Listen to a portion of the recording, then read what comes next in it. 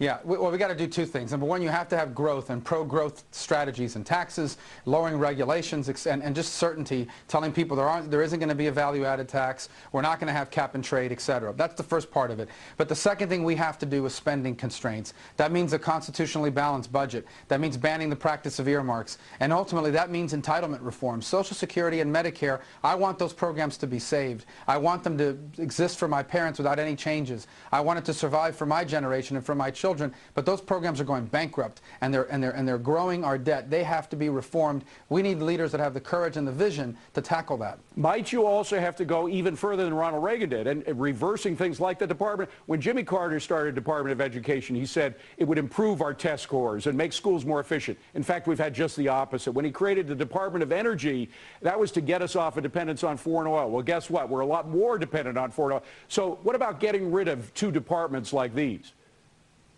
Well, here's what I think. I think every non-defense department, every non-defense spending, discretionary spending program should be sunsetted every 10 years. Every 10 years, those programs should sunset, and we should require that they be reauthorized by Congress. That means they're going to have to justify their existence. Look at it this way. It's like term limits on agencies. It's like term limits on discretionary spending. We should do that. It's part of our plan to hold down the line on spending.